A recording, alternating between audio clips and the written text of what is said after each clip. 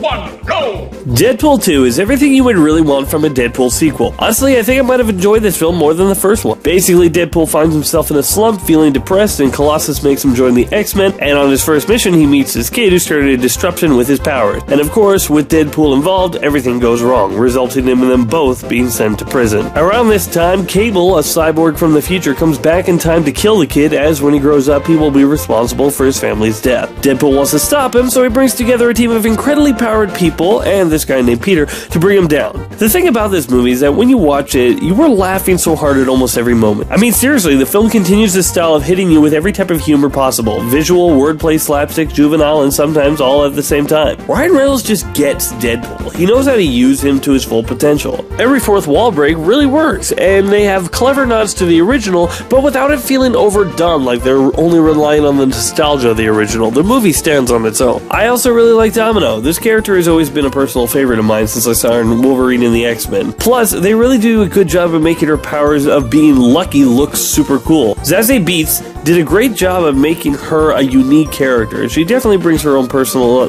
charm to the role.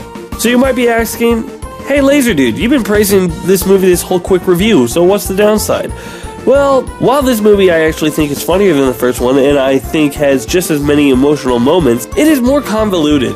It has way more things going on, and as a lot of sequels do, that makes its plot more complicated, and because of that, we don't really have a set antagonist.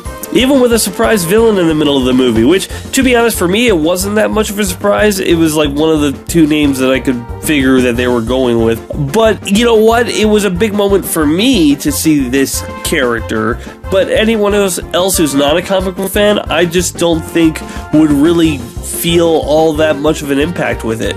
So the movie doesn't have as natural of a flow as the first one to its pace. However, I believe that in the end, I think that I enjoyed the sequel more than the first one. It might be one of those things where really whatever film is in the front of my mind becomes my favorite, but once again, I had a great time with this film. I would say that there isn't much to this movie beyond that, but you know what? That is probably enough. And that is why I'm giving Deadpool 2 a 7 out of 10. Hey, Ladder Joint! You only gave my movie a 7 out of 10? How dare you? Wait a minute, what? Deadpool? No, it's Ryan Reynolds!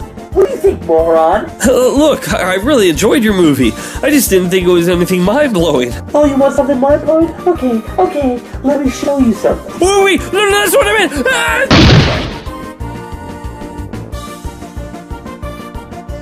P.S. I just want to say that after this movie, I have a brand new favorite credits sequence.